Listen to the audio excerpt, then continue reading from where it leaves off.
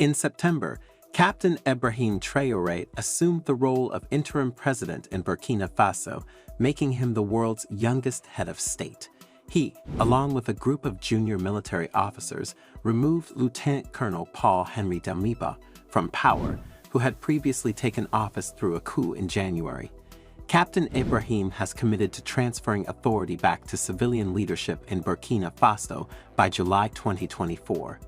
His leadership has received widespread support from both his own people and others across Africa. Nevertheless, there is a faction that opposes his leadership and is actively working to overthrow his government.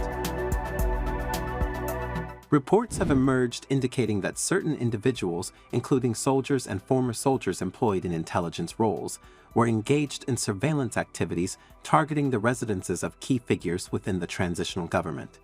This included gathering information about the whereabouts of Ibrahim Traore, who is described as a strawman.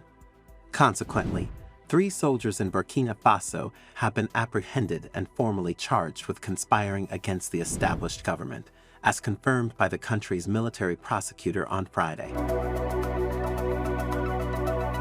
The arrested soldiers have confessed that their primary objective was to disrupt the ongoing transitional process. Major Alfan Sorma, the military prosecutor, has disclosed that these soldiers are currently in custody and have been charged with various offenses, such as involvement in a military conspiracy, violating military directives, plotting against state security, participating in criminal associations, and posing a threat to public safety. The 3 individuals in question were identified as Warrant Officer Wyndham Maled Carbore, Sergeant Bryce Ismail Ramd, and former Corporal Sami Da. Notably, Sami Da had previously been convicted of a conspiracy against a state in 2015, as reported by the French media outlet France 24. This is not the first attempt to overthrow his administration. In December 2022, shortly after Captain Ibrahim assumed power, there was an attempt by certain soldiers to remove him. Those implicated in that incident claimed that civilians and a lieutenant colonel named Emmanuel Zamgrana were the instigators. This coup attempt has brought to light the fact that numerous individuals are aspiring to seize power.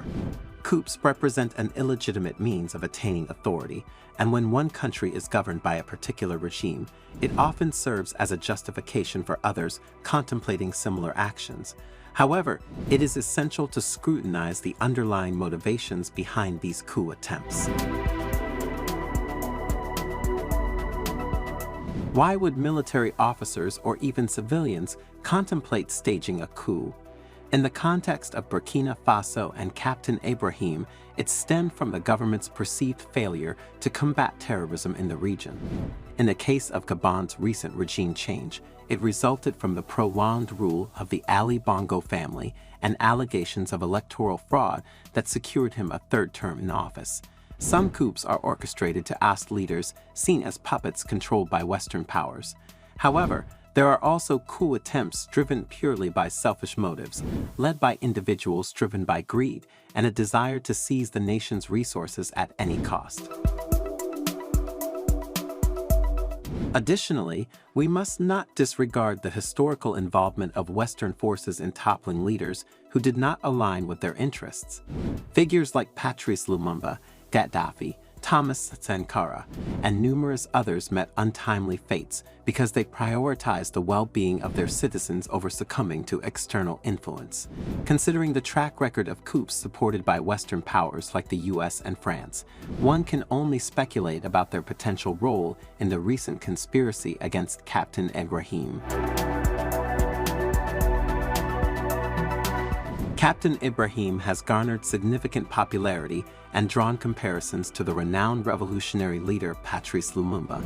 Ibrahim is widely viewed as a symbol of hope, particularly among the youth in Africa, who have increasingly embraced his leadership.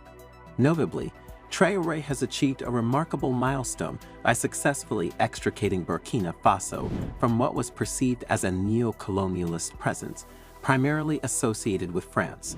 He has also implemented a series of economic reforms that prioritize Burkina Faso's interests over those of France. Additionally, he has passionately advocated for both the youth and affluent individuals in Burkina Faso to invest in initiatives aimed at generating employment opportunities for the younger generation. If you enjoyed this video, be sure to like, comment, share, and subscribe to the New Africa channel for more exciting future videos.